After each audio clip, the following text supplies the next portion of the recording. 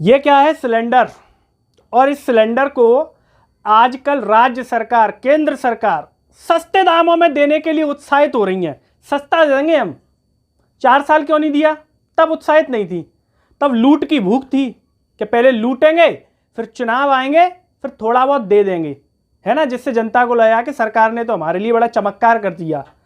अब चमत्कार तो ठीक है, मुख्यमंत्री शिवराज सिंह चौहान की बात किए लेते हैं। उनने अभी 450 रुपये की घोषणा कर दी कि लाडली बहनों को ये सिलेंडर 450 रुपये में मिलेगा। लेकिन सोचिए, एक मुख्यमंत्री पद का व्यक्ति, उनके शब्दों की कीमत देखिए।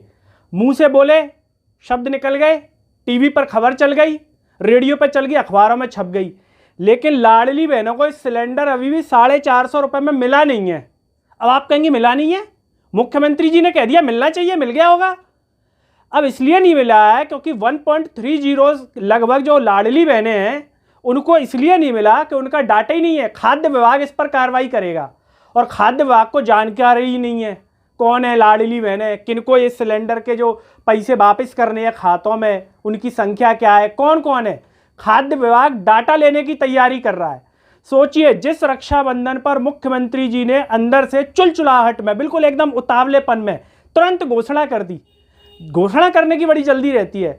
अच्छा होता कि पहले पैसे डलवा देते, फिर कहते कि बहनों के खाते में पैसे आ गए हैं सिलेंडर के, अब हम घोषणा कर रहे हैं। लेकिन नहीं, पहले घोषणा, क्योंकि टीवी पर खबर चलानी है, खबर कैसे चलेगी, फिर बाद में आते रहेंगे पैसे जब आने होंगे।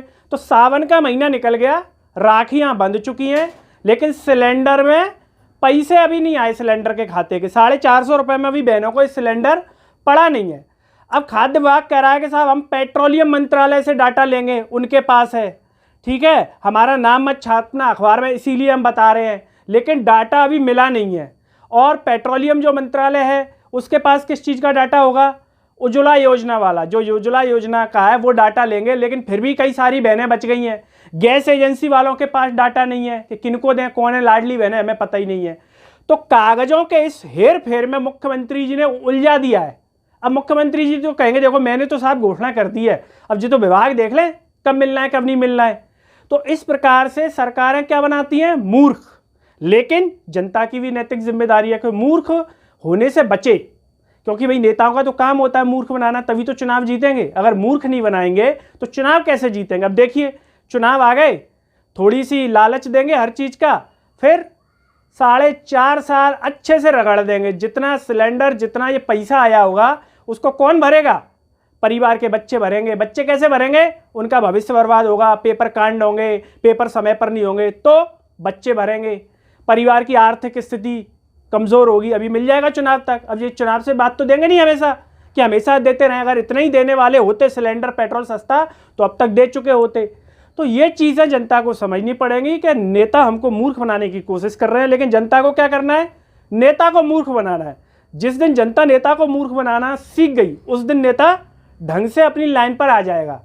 मूर्ख कैसे बना सकते हैं? लीजिए, नेता दे रहा है, कोई दिक्कत नहीं है, योजना का लाभ लीजिए, लेकिन वोट सोच समझ के कीजिए, जिससे आपका परिवार का हित हो, समाज का हित हो और देश का हित हो। वरना क्या झेलेंगे आप? अहित झेलेंगे। किसका? खुद के परिवार का अहित होगा। इसीलिए वोट देते समय स्वार्थी बनिए, स्वार्थ ढूंढिए। आपका क्या स्वार्थ है? जब नेता अपने बच्चों का स्वार्थ ढूंढ रहा है, उसको अपनी नेता नगरी में आगे ले जा रहा है अपने बच्चे के लिए, तो जनता का भी कर्तव्य है कि वो अपने बच्चों के लिए करे। अगर अपने बच्चों के लिए आप नहीं कर पाए तो फिर क्या मतलब है? तो ये सोचना पड़ेगा और सोच समझ करके वोट करना पड़ेगा। किसी को मिल गए हो 450 रुपया में सिलेंडर तो बता दीजिएगा कि हाँ भाई साहब हमें मिल गया 450 रुपया में सिलेंडर।